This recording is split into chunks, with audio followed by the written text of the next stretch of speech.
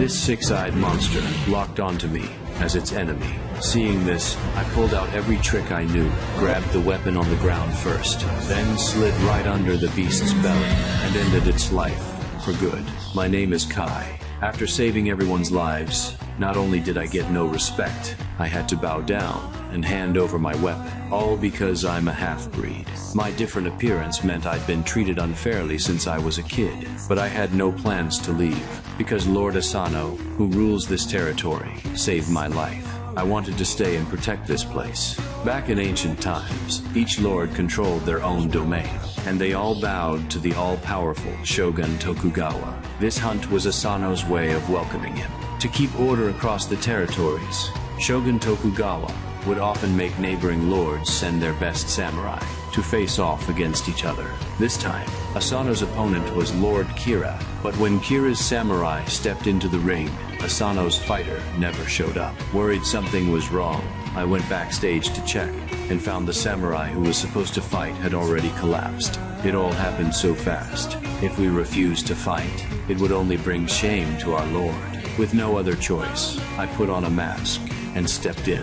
Unfortunately, I wasn't skilled enough. Not only did I lose, but my true identity got exposed. Shogun Tokugawa ordered my execution. Asano's daughter Mika really liked me. For his daughter's sake, Asano took all the blame himself.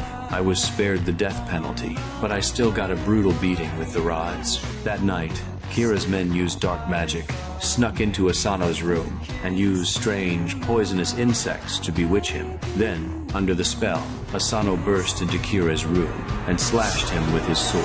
That's when Asano snapped out of it, but it was already too late. Starting a fight like that would get his whole family killed. Out of old loyalty, Shogun Tokugawa let him commit seppuku to atone. All of Asano's samurai knew their lord had been framed by Kira, so they gathered together to plan their revenge. But the samurai Oishi didn't want to go against his lord's final wishes, and pledged his loyalty to Shogun Tokugawa instead. According to the rules, after Lord Asano died, the shogun stripped all his samurai of their status, making them ronin, and forbade them from avenging their lord. And Asano's only daughter, along with his territory, was handed over to Kira. The land he'd coveted for years was finally his, but Kira didn't let his guard down. He banished all of Asano's former men, and me. With my strange appearance, I got sold off as a slave. The samurai Oishi was locked up by Kira in a dry well. It wasn't until a year later, when Kira's power had grown solid, that he finally let him out. Once he got home, Oishi sent his son to gather the samurai who had once served Asano, while he personally came and rescued me. Our old comrades reunited and decided to fight Kira to the death. Next, we needed to find ourselves some proper weapons.